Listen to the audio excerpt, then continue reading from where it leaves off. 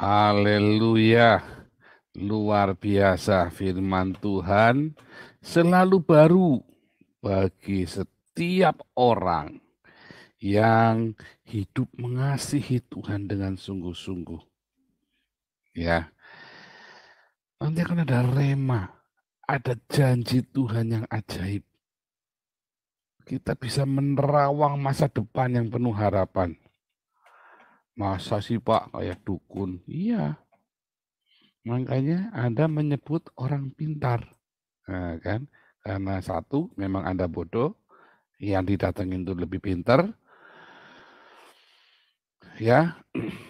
Yang kedua, memang dia mendapat rema, entah rema dari setan atau rema dari Tuhan. Tinggal Anda percaya janjinya setan, atau janjinya Tung Desemwaringin, atau janjinya James Kui, atau janjinya siapa motivator yang Anda senangi. Atau Anda percaya dengan rema dari Tuhan Yesus, kan begitu. Karena memang semua itu menjanjikan. Dan begitu itu rema, Anda seperti mengerti jalannya. Ya, ketika itu celingeh, Anda seperti tahu jalannya. Seakan-akan tahu dan bisa jalan dengan mantap dan bisa nyampe. Entah itu dari setan, entah itu dari motivator, entah dari guru-guru tertentu, atau dari Tuhan Yesus. Memang begitu. Itu jalannya. Jadi jangan heran kalau ada orang-orang yang bisa mencapai dalam tanda kutip kesuksesan dalam versinya dia. Karena sukses itu berbeda-beda tiap orang. Ya, kita punya definisi sukses yang berbeda. Terminologi suksesnya apa? Kalau buat saya, ya, sekarang ini saya sudah sukses di dalam Tuhan Yesus. Karena saya sudah setiap Tuhan kasih suruh saya apa, saya bisa dengan kasih karunia Tuhan, saya bisa menjalankannya ya dengan sungguh-sungguh, melipat gandakannya dengan sungguh-sungguh di dalam Tuhan. Yaitu apa? Mengasihi, mengampuni, memberkati, berdiakonia dan bermarturia. Buat saya itulah impian saya, destiny saya. Enggak khawatir lagi besok mau makan apa, pokoknya Tuhan suruh apa, Tuhan yang sediakan, baik itu tenaganya, dananya, orang-orangnya, ya, semua saya hanya bertanggung jawab saja untuk mengurusnya dengan kasih karunia Tuhan. Kan begitu, berbahagialah hamba-hamba yang didapati oleh tuannya sedang bekerja ketika tuannya itu datang. Dan buat saya yang namanya sukses adalah ketika Tuhan Yesus datang dan ia mendapatkan saya sedang bekerja, melakukan pekerjaannya. Haleluya. Dan saya juga berdoa Anda begitu. Itulah sebabnya komunitas kita mempersiapkan Anda untuk seperti itu. Makanya ayo diakonia, diakonia, marturia, marturia. Nah, saya selalu ngajak itu terus. Jangan pemberesan terus, sakit hati, pemberesan, jangan. Ayo diakonia, diakonia, marturia, karena kasih itu akan mengalir dengan luar biasa. Jangan pemberesan terus, capek. Saya pernah disuruh pemberesan 4 kali sama orang yang sama ya, yang nyuruh orang lain. Sampai capek saya bilang kayaknya nggak ada lain. Udah gitu kalau mau pemberesan kudu duduk sama dia 3, 4 jam, 5 jam, nungguin dia keluh kesah, muter-muter ngomong-ngomong. Pemberesan 3, 4, 5 jam. Itu hanya karena saya respect aja ya. Kalau nggak mah nggak mau saya. Dan saya bilang sama orang ini terakhir ya. Saya nggak mau lagi. Kalau nggak beres itu urusan dia sama Tuhan. Saya mau udah beres. Gitu ya. Orang kok perasa sensitif, tersinggungan, dikit-dikit marah, bukannya nanya ada apa, malah ngelendengi orang. Nanya, punya mulut itu nanya, ada apa? Salahnya di mana? Harus bagaimana? Saya dulu waktu SMA gitu sensitif ya. Orang gitu langsung diemin saya sampai diem.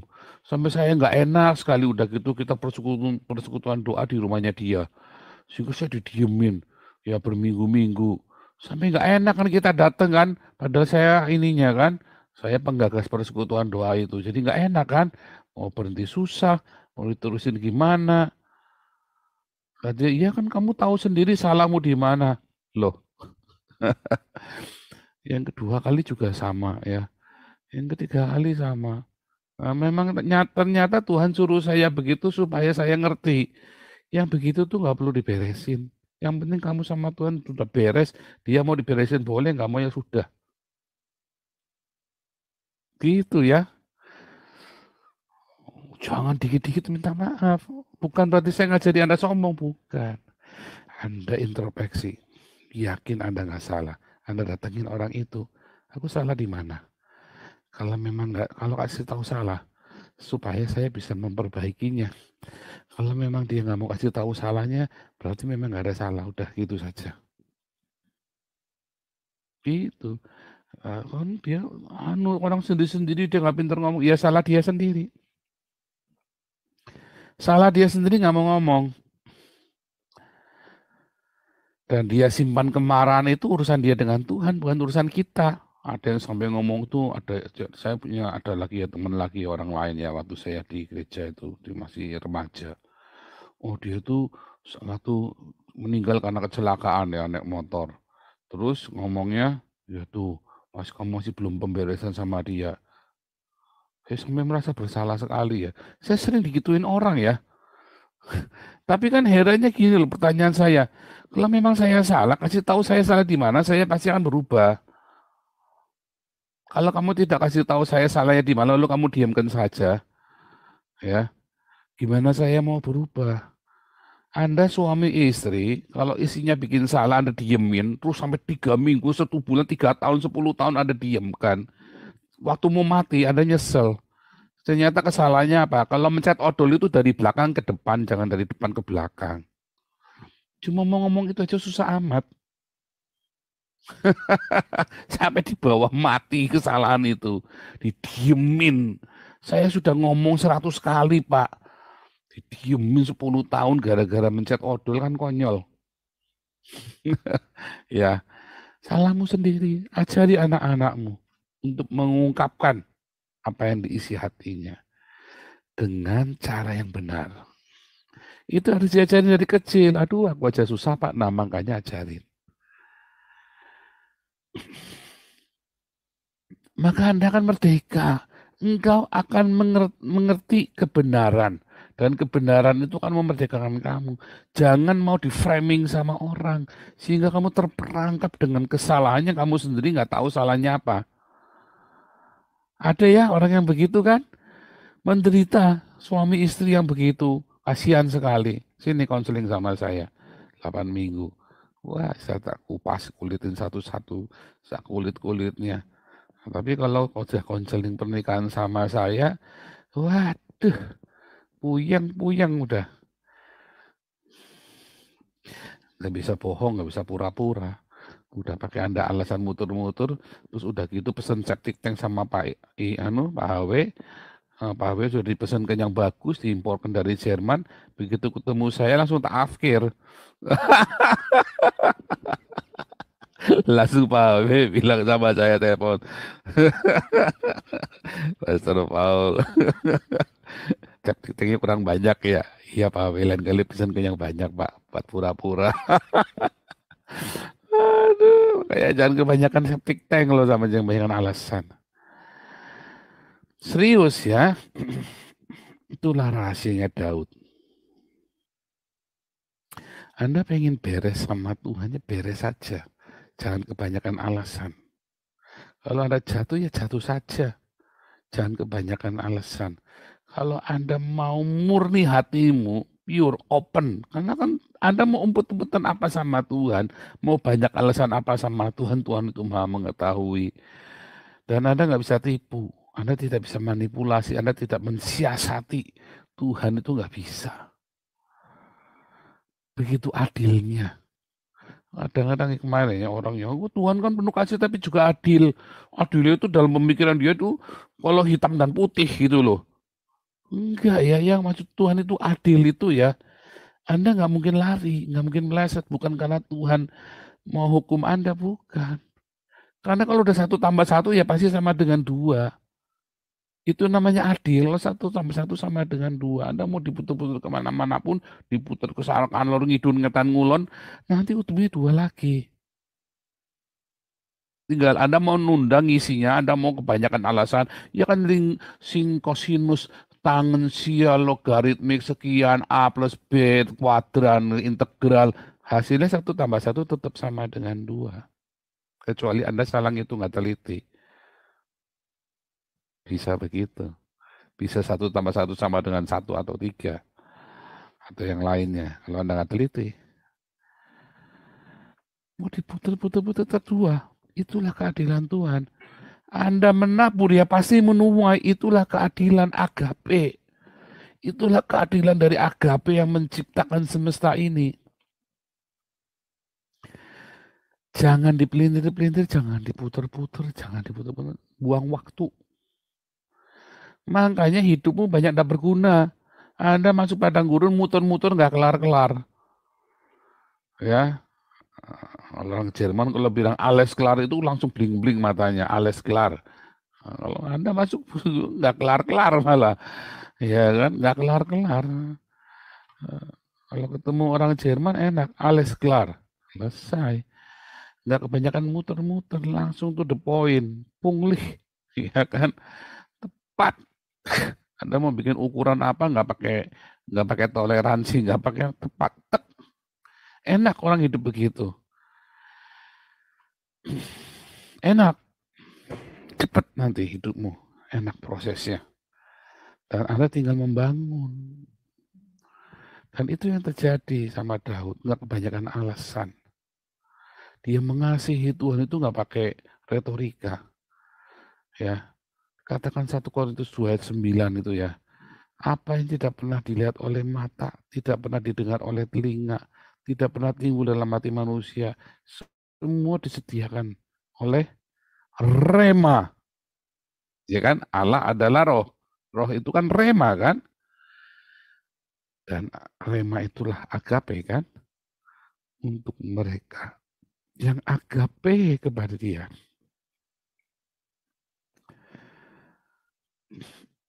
Iya kan? Itu janji Tuhan Yesus. Tergantung Anda janjinya mau pegang janjinya siapa nih? Nah, kalau Anda pegang janjinya Sun Tzu, ya nanti Anda akan hidupnya menggenapi perkataannya Sun Tzu.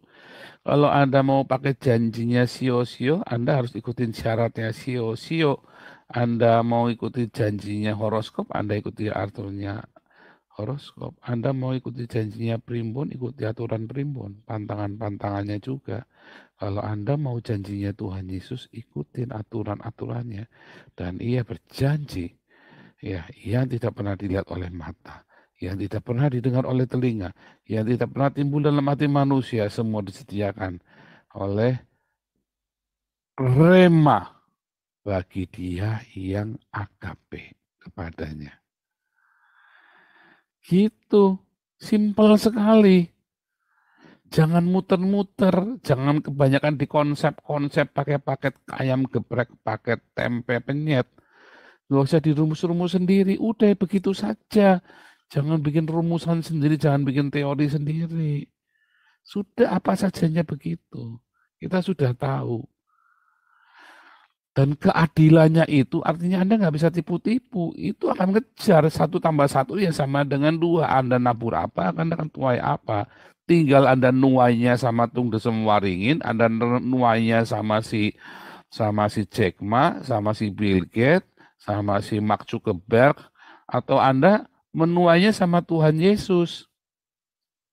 Remanya siapa yang Anda mau dipakai untuk nemenin penuaian itu?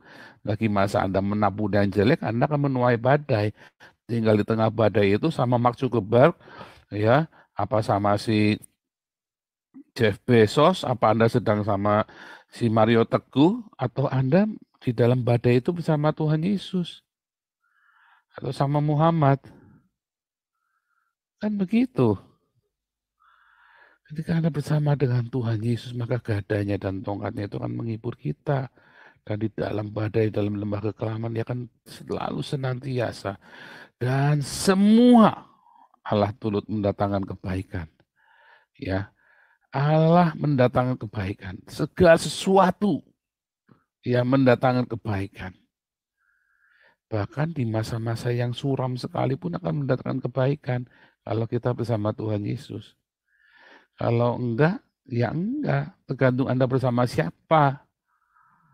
Ya, hidup tidak semudah cocoknya Mario Teguh. Tapi hidup memang menjadi lebih mudah apabila Anda bersama dengan Tuhan Yesus. Tapi tetap ada yang sakit, Pak. Ya nggak apa-apa, sakit emang kenapa? Ya ke dokter. Sakitnya ke dokter. Anda yang bikin repot sendiri kan? Aku takut ini, Pak, takut operasi ini begitu. Ya proses, jangan takut. Anda tidak mau proses, Anda cuma mau enak. Lah kemarin makan yang enak-enak, makan Indomie, makan sarimi, makan micin-micin, makan taro segala macam, Anda doyan. Begitu kena cancer, Anda jeritan. Ya, kami lagi diet gula ini ya kemarin. Ada James Bond dari Belanda bilang, Pak jangan makan gula Pak. Saya beda hidupnya setelah nggak makan gula. Benar juga tak pikir-pikir. Saya berapa bulan sudah nggak makan gula ya. Gula pasir itu ya, sukrosa itu kan. Enak memang lebih ringan ya badannya ya. Terus memang lebih seger ya, batu bangun segala macam nggak malas gitu ya. Bangun itu moodnya jadi lebih baik memang kalau nggak makan gula ya ternyata. Saya baru kali ini ya diet gula ini ya. Celananya juga jadi lebih longgar semua kan karena diet gula. Terus nggak mudah lelah juga. Banyak ya ternyata memang berguna sekali. Memang gula itu lebih lebih lebih lebih haram daripada rokok ya. Anda yang bilang rokok itu dosa, gula itu lebih dosa daripada rokok ya. Anda bilang rokok itu dosa, gula itu lebih dosa dari rokok. Lebih serem ya. Kalau Anda suka gula itu lebih berdosa daripada Anda ngisep rokok. Jadi jangan bilang, "So, saya nggak suka ngerokok, saya nggak suka rokok ya. Saya nggak suka rokok, apalagi kalau orang ngerokok gitu saya minggir. Ya. Kalau saya nggak bisa mikir tak marahin orangnya. Kalau saya nggak bisa mikir kan kurang ajar. Orang ini kan berarti kan mengganggu privasi saya kan. Saya tegur, matiin mas rokoknya. Kalau bukan mas ya. Bro, turn off you, turn off your rock kan. Saya nggak seneng orang. Tak tegur saya ya kalau orang rokok begitu saya nggak bisa minggir. Berarti dia kan mengganggu privasi saya. Kalau saya masih bisa minggir, saya minggir. Kalau udah nggak bisa, berarti dia kelewatan gitu loh. Saya suruh matiin, tak tungguin sampai dia matiin, tak tungguin. Saya bilang, nanti dia protes enggak, anak saya juga lewat sini, istri saya lewat sini. Bilang, kau matiin, ini bukan tempat yang rokok. Sadis ya. Oh iya, saya kan lagi keluar nggak urusannya nggak benar-benar keluar ya, kalau keluar nyentrik ya saya nggak urusan. Tetapi saya nggak bilang rokok itu dosa, gula itu lebih dosa ya. Anyway, balik lagi. Jadi ketika Daud berkata ingin membangun rumah untuk Tuhan, sementara dia sudah tinggal di rumah kayu aras yang indah, artinya dia sudah mencapai puncak kejayaannya dia. Dia punya punya kekayaan, punya kelimpahan hidup dalam segala sesuatunya. Terus dia ngomong sama Tuhan, sama Nabi Nathan, Nabi, ya kan, ya misal ini Bu Nerliana ngomong sama saya, Pak Nabi, saya ini tiap hari belanjanya di Sogo, tasnya saya harganya 150 juta. Nah, kemarin saya beli jam harganya 2 miliar. Masa Tuhan nggak punya rumah? Saya mau bangun gereja di sana di Pekanbaru. Saya bilang, kok kamu bangun gereja sih? Itu kan perjanjian lama. Perjanjian baru beda. Apa Pak Nabi? Diakonia. Membangun tubuh Kristus itu dengan diakonia. membangun rumah Tuhan yang adalah baitnya tubuh Kristus, itu adalah dengan diakonia. Kalau kamu mengasihi Tuhan, ya, ingat kalau kamu pakai jam tangan 2 miliar. Kalau nasi bungkus harganya 10.000, berarti kalau 2 miliar dibagi saja. Berarti tiap kali kamu lagi pakai jam tangan 2 miliar, kamu sedang nenteng 2 juta nasi bungkus. Pak, 200.000 nasi bungkus tuh. Nah, pikir aja, pantas apa enggak? Tiap hari kamu nenteng-nenteng 200.000 nasi bungkus. Harusnya kan dibagikan kan. Coba Anda pikir ya, jam tanganmu diganti nasi bungkus ditaruh di tanganmu gitu loh. Berat begitu kan. 200.000 nasi bungkus. Tiap hari kamu pergi-pergi bawa 200.000 nasi bungkus, enggak kamu bagi-bagi. Tega. Sampai bosok nasi bungkusnya. Tiap hari Anda nenteng-nenteng 200.000 nasi bungkus. Tiap hari. Aku tinggal di rumah di kayu aras, aku pakai barang-barang mewah. Masa Tuhan tidak dikasih tempat? Ya tempatnya Tuhan sama orang-orang miskin ini. Hati Tuhan sama mereka, di mana hatamu berada, di situ hatimu ada. Amsal berkata, kalau engkau menolong orang miskin, engkau menghutangi Tuhan. Firman Tuhan begitu ngomong. Iya kan? Artinya kalau kau ingin memberkati Tuhan, berkati orang-orang miskin ini, bukan kacang-kacang. Bukan Anda punya 2 miliar cuma dikasih 20.000 rupiah. Bukan ada punya 2 miliar kasih 2 juta saja sudah berkotek-koteknya minta ampun. Ya, rasanya lebih mahal ongkos tiket pesawatnya daripada yang Anda nyumbang. Banyak pendeta-pendeta begitu, orang-orang begitu. Suara saya kecil? Enggak ah. Tes. Besar ya suara saya. Coba Besar, tolong. Pak. Bagus ya? Bagus. Oke. Aman. Ini pakaian pasti lagi di terminal bis ini. Suara saya kecil.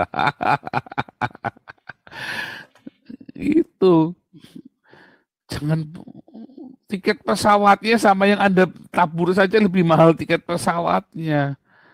Aduh, jangan begitu. Itu namanya basa-basi Anda. Ya, itu namanya Anda basa-basi. Kalau Anda ingin membangun rumah Tuhan, jangan tanggung-tanggung. Makanya Tuhan Yesus pernah ngajarin, jualah segala milikmu. Tetapi arti itu bukan secara dijual, saya harus jadi kere dong. Enggak, bukan. Artinya Anda harus selalu senantiasa standby, kapanpun dibutuhkan. Karena Anda kan hanya bendahara. Iya kan? Damaris punya saldo 400 juta rupiah. Ya, apakah uangnya itu punyanya Ibu Joan, bendahara? Bukan, Ibu Joan itu hanya bendahara, bukan uangnya Ibu Joan. Bukan uangnya Ibu Joan itu bendahara. Artinya kapanpun Damaris butuh, Ibu Joan harus transfer. Begitu. Anda ini hanya bendaharanya Tuhan. Ya, kita ini adalah bendaharanya Tuhan yang mencangkul tak mampu mengemis malu. Kita ini semua ini bendaharanya Tuhan, kita standby. Kapan Tuhan perlu, kita siap. Ya toh? Masalahnya kan enggak. Makanya kita nggak bisa mengalami 1 Korintus 2 ayat 9. Gimana bisa? Long kita nggak punya kasih, kasihnya kita retorika. Kita bukan jadi bendaharanya Tuhan. Begitu uangnya masuk kita tilep, uang masuk kita tilep. Kita bersama Tuhan. Oh Tuhan, kita panggilnya namanya Tuhan, udah bilangnya Tuhan. Berarti kita jongos. Begitu Tuhan bilang, kasih sana sama Pak Paul itu, katanya mau ngasih makan orang-orang. Wah nanti dulu Tuhan, wah nanti saya masih mau kawin dulu, mau belum 3 kali. Maksudnya pestanya bukan istrinya, belum pesta 3 kali maksudnya kan. Dulu saya pestanya 2 kali ya, di Salatiga sama di Tegal ya. Umpah-umpahan ya, umpah-umpahan. Dulu pestanya 2 kali dulu saya. Padahal nggak punya uang tapi bisa pesta 2 kali. Ada rahasianya itu ya. Nah, begitu. Jadi sebetulnya yang dilakukan Daud membangun rumah Tuhan adalah sama dengan yang Anda lakukan sekarang dengan Anda berdiakonia. Ya, Anda persiapkan semua bahan-bahannya. Gitu ya. Dan Tuhan memberikan satu janji yang mulia buat Daud ini. 1 Korintus 2 ayat 9 ini. Yang dia nggak pernah lihat, yang dia nggak pernah dengar, yang nggak pernah timbul dalam hatinya itu disediakan bagi Daud. Makanya Anda nggak perlu khawatir. Kalau Anda hidupmu penuh dengan kasih, diakoniamu tanpa retorika, marturiamu tanpa retorika, tenang saja. Ya, seharusnya saya akui dulu saya penuh dengan retorika, ya penuh dengan pencitraan. Makanya saya masih khawatir.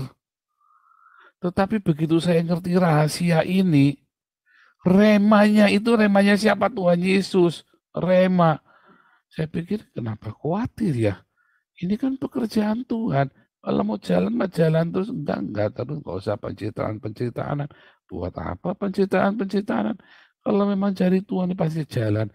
Enggak dari Tuhan ya pasti ketipu terus, ruwet terus. Nyatanya kita ya jalan terus. Orang ruwetin, tapi kita nggak pernah ruwet. Orang mencoba ngeruwetin kita, tapi kita nggak pernah ruwet.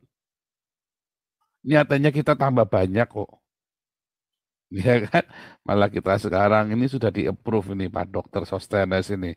Mudah-mudahan beliau mau ya boleh diizinkan sama keluarganya pindah ke Jakarta. Nanti kita punya balai pengobatan ya.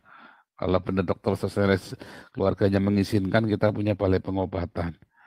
Pak Penatua kita sudah setuju.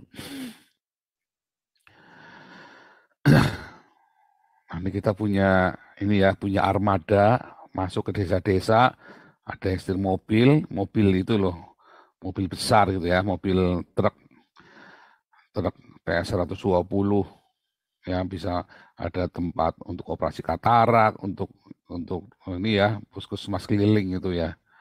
Kita nanti punya itu nanti ya, gratis. Itu ya, kalau memang dari Tuhannya jalan dan Tuhan membuat saya diberi hikmat. Kok bisa ya? Ya bisa. Apakah itu pekerjaannya? Bukan. Dilalah ya itu tadi. Dulu saya orang penuh pencitraan, ketemunya orang-orang pencitraan. Orang retorika ya ketemunya orang retorika.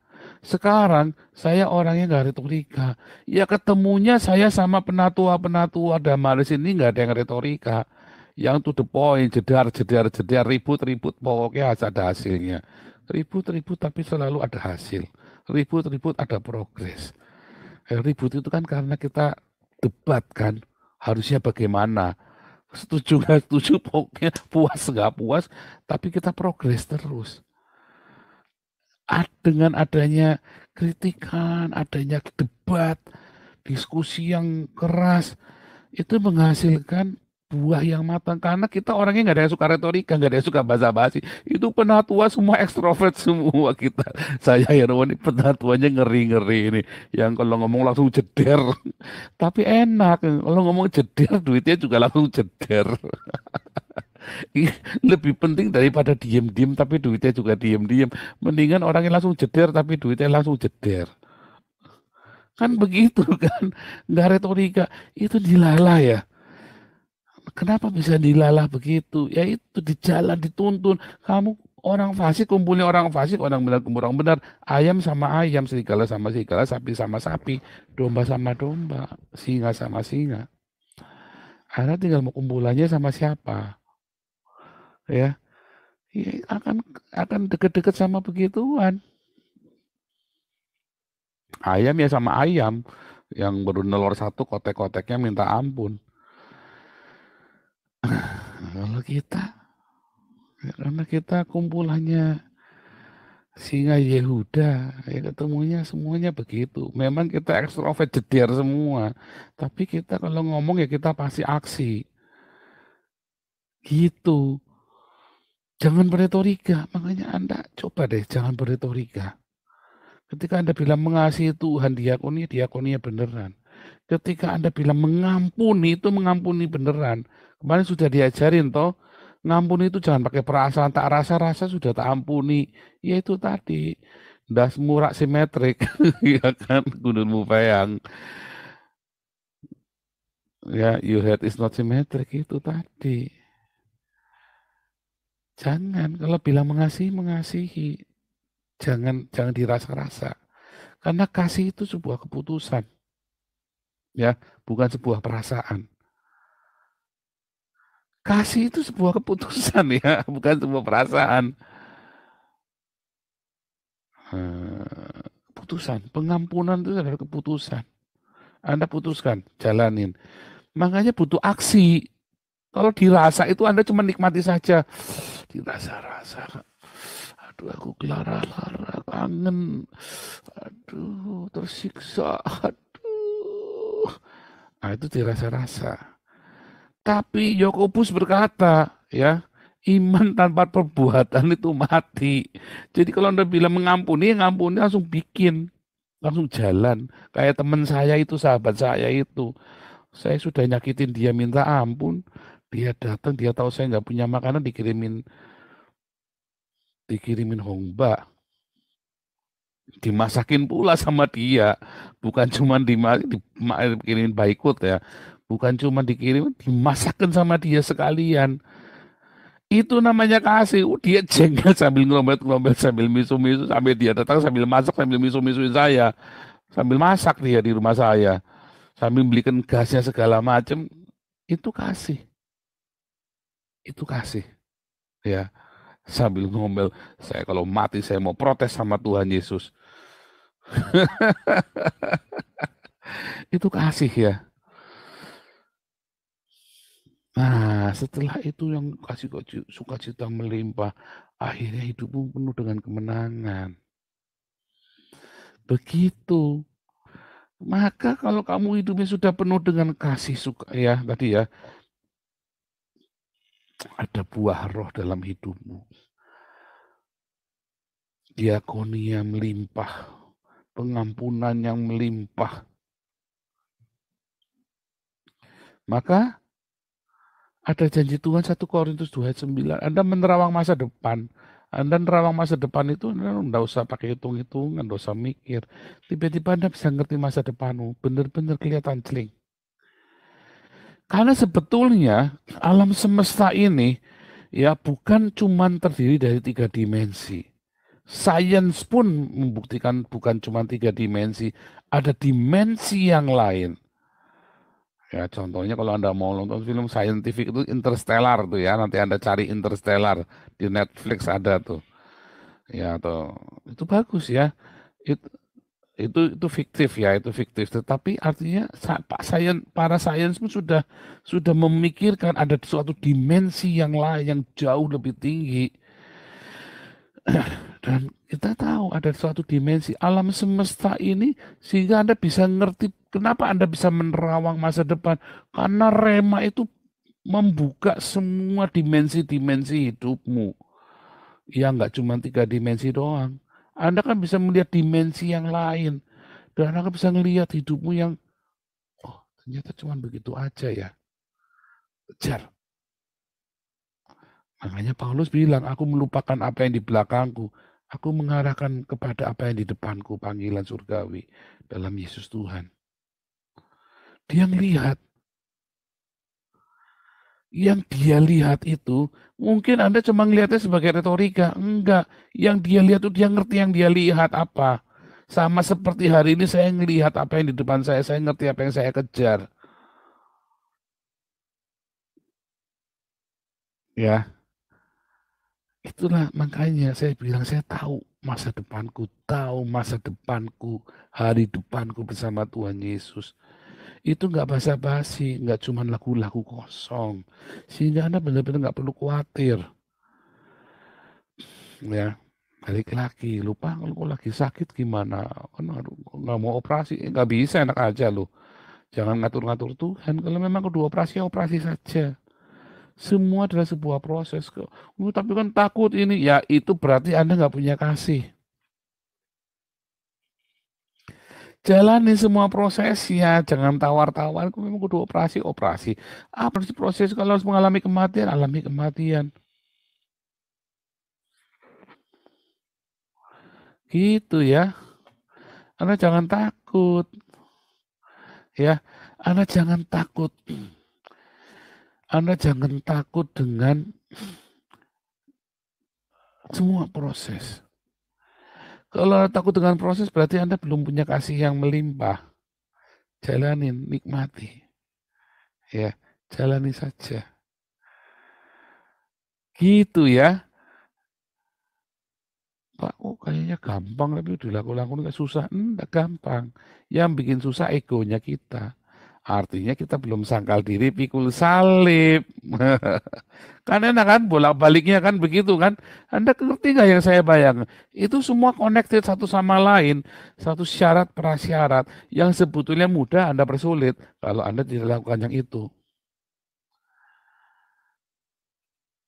Begitu makanya tiap hari diulang-ulang dari semua perspektif. Sampai Anda ngerti. Anda harus ikutin. Dan kalau sudah itu dilakukan. Kalau enggak Anda nggak ngerti, kalau Anda nggak melakukan. Itulah sebabnya Yesus berkata dalam Matius 7, yang orang yang mendengar logos dan melakukan, ia seperti orang yang membangun di atas batu. Sehingga ketika ada badai pencobaan dalam kehidupan, tetap kokoh dia. Walaupun dia belum rema. Dia baru dengar logos, tapi lakukan. Karena Anda akan ngerti kalau Anda praktek. Kalau Anda nggak praktek, Anda nggak ngerti. Bahkan ketika Anda gagal pun, Anda sedang dalam proses melakukannya. Nanti Anda makin ngerti gagalnya kenapa. Dan harus jujur. Jangan kebanyakan septic tank. Harus jujur. Gitu ya. Simple ya. Haleluya.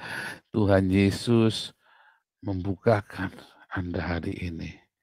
Terawangan masa depanmu yang penuh dengan sukacita, yang penuh dengan harapan, ya bersama dengan Tuhan Yesus. Apa yang tidak pernah dilihat oleh mata kita, yang tidak pernah didengar oleh telinga kita, yang tidak pernah timbul di dalam hati kita, itu semua yang disediakan bagi orang-orang yang mengasihi Tuhan Yesus Kristus. Haleluya. Amin.